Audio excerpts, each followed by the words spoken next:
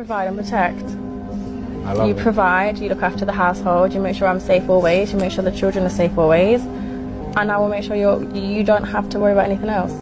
Listen, I'm not even mad at that. Just know, fellas, a love comes with conditions.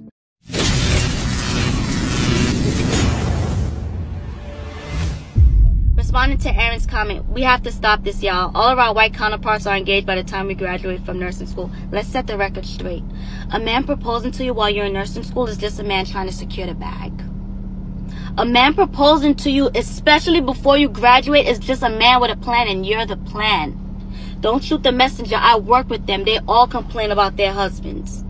I had one coworker tell me she could only take 8 weeks off from maternity leave because her husband don't make enough. She has to go back to work. I had another coworker who complains about her husband. He lacks determination, lacks motivation, is not ambitious, takes the back seat and lets her do everything. Unless that man is already secure, already established, already has his own, a man proposing to you in nursing school is not the flex you think it is. A girl being proposed to while she's in nursing school is just a woman who's going to be divorced a few years later. Do what you want with that information. Something is wrong here. Fellas, this is why you cannot pay these women no mind. So just imagine, it's okay to come out of nursing school and become a baby mom, but it's not okay to even give it a shot to try to get marriage. It's a problem. We're here promoting the wrong stuff. You're gonna come out of school. You're not gonna be a wife. You're gonna spend however long it takes to just build your career. Cool. But as you build that career, you hit 30, you hit 40, you're gonna wanna have kids, you're gonna wanna have a family. We're wondering why so many successful women are without child. It's crazy.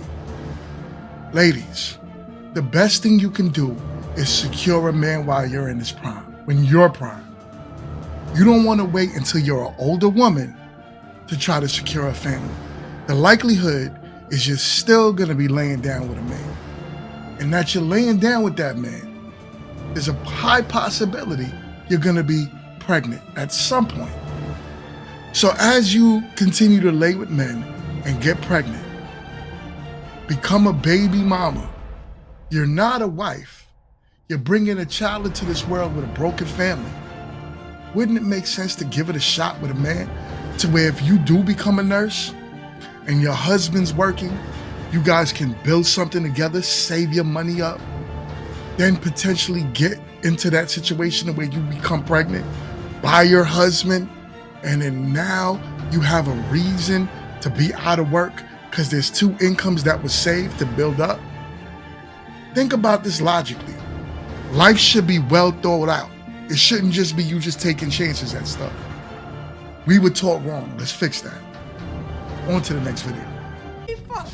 No. Cancel that bitch. I'll buy it now. Okay, let's talk about it real quick. Let's make it make sense. A 17-year-old Baltimore City high school student recently found out that he has to go back to the 9th grade and repeat high school all over again. The student has failed 22 classes, was either tardy or absent 272 times, and has a 0.13 GPA. And the mother still got on the news talking about how the school district failed her son. Well, ma'am, I need you to hear me clearly, and I need you to hear me loudly. You failed your son, not the school district. Parents have the same access to grades and attendance that teachers have, if not more access. And if you don't know how to get the information that you need on your student, you can go in any school building and they'll give you all the information you need. You are not going to convince me that in 4 years you never received one report card that has the exact same information. And then the student had the nerve to say, what was all this for? What was all what for, son? You did absolutely nothing. You are in school in a generation where teachers are forced to pass kids along and grade on completion and not accuracy, and you still could not manage to get the credits that you needed to graduate high school. So I'm gonna be honest with you. If your mother don't want to tell you, I'm gonna tell you. You did nothing and you get nothing. Teachers are tired of saving kids that parents won't even buy a life vest for. Make it make sense. Listen, Mom, you failed your son. The school system didn't fail your son. You should have been involved. How you don't know what's going on with your kid? Do you not ask him what's going on? Do you not choose to look? Do you not go up to the school every once in a while and go to a PTA meeting? What's going on? This is what I'm saying. Women, you guys are failing your sons. You have boys that's reading at a 4th grade level, and they're teenagers right now. There's no one to blame but the person that's there. If the father's not there, how can you blame him for how he's reading, for how his academic skills are? You're to blame.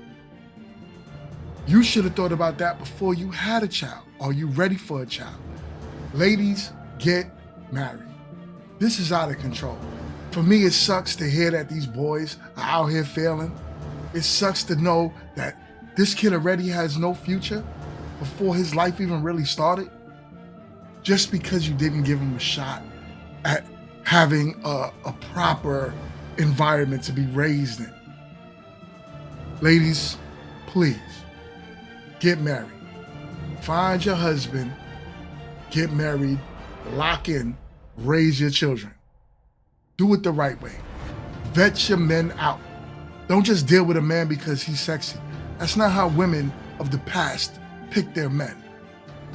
They picked their men because they had something going for them. They saw ambition. They saw drive. You guys are having such a hard time going out there working. No wonder your boys are failing. Then you push your daughters so hard that you're raising them to be men. And you're softening up these boys. Then you wonder why that the next generation of women are gonna have just as hard a time or even harder than you dating. Come on, think about that. Stop failing our sons. Let's give them a fighting chance.